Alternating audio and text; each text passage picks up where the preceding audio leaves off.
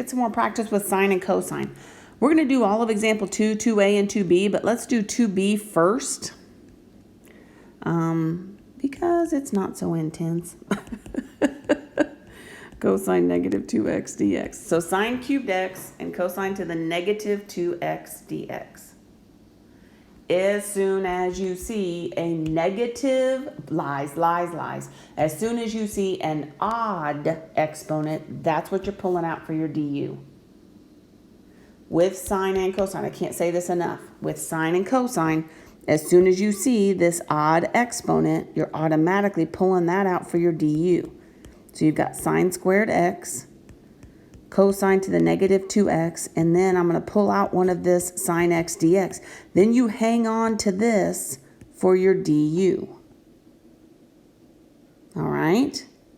The rest of this stuff, if that is your du, if sine is your du, then everything else has to be in terms of cosine. If sine is your du, everything else has to be in terms of cosine.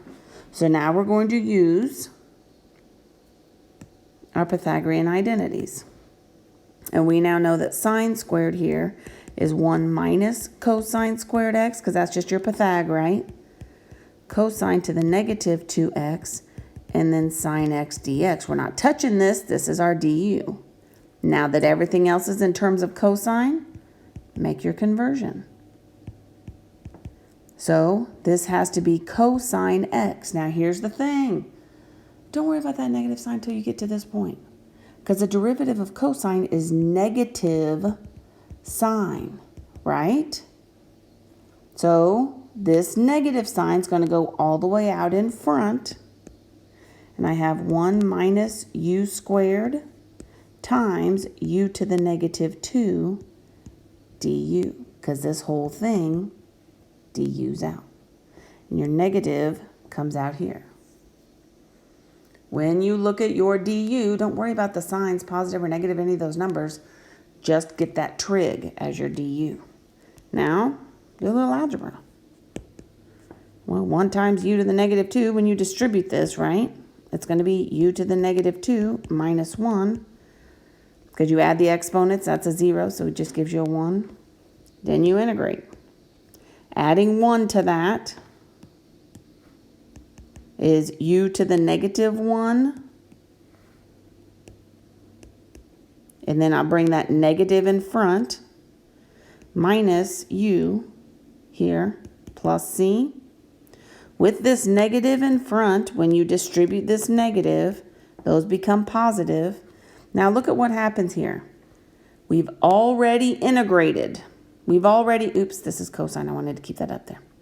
We've already integrated. So this is 1 over cosine x plus sine, no, tune in, Sheila, cosine x plus c.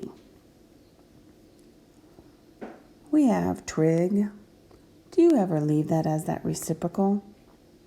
The answer is no. Hopefully you said that. So the reciprocal identity of cosine is secant.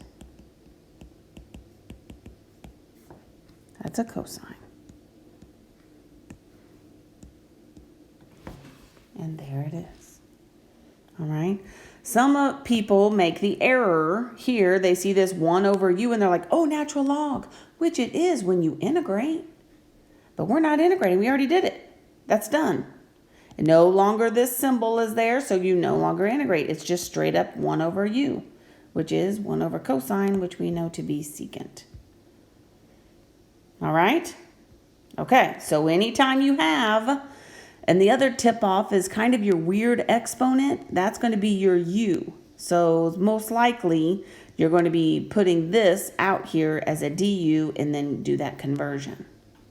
All right, that's another good tip-off. Fractional exponents, negative exponents, anything weird like that, that's typically a good u focus, and then figure out what your du is. All right, cool. Let's do some more.